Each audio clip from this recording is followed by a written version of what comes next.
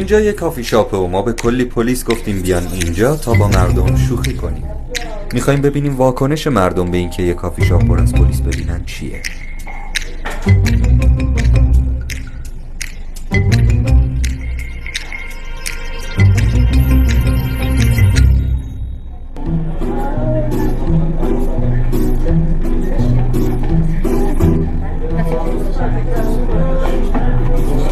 بابا یه پراید سفید ایران 50 شو حسین دم شهر سفید ایران 50. آره میاد اینجا الان بعد پرداخت شده باش. آره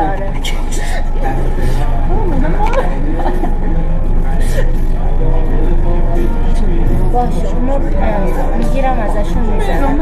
انقدر استرس گرفتم اینو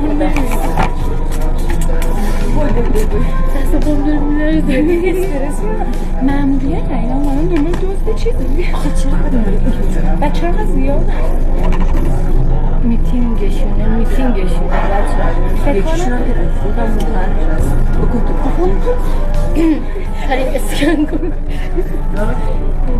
دیگه استرس گرفتم نمیتونم منم دستم نمیاد باشم بابا نه آب مردنی آبغن داری؟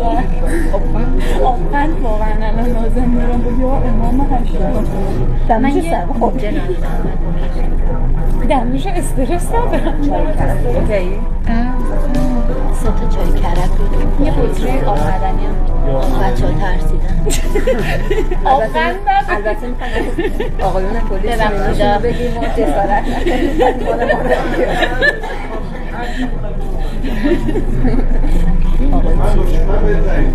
این همون بود یا امام هشتم نه اینجا نیست بکنم ایشونم پلیس میدونی یه چیز دستی هم بدم دستشم بدن شک کردم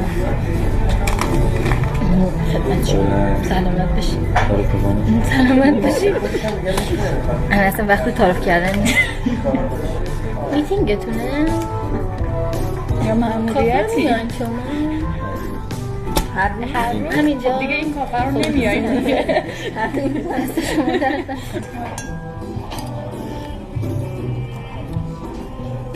کافی شاپی که توش پر معمول باشه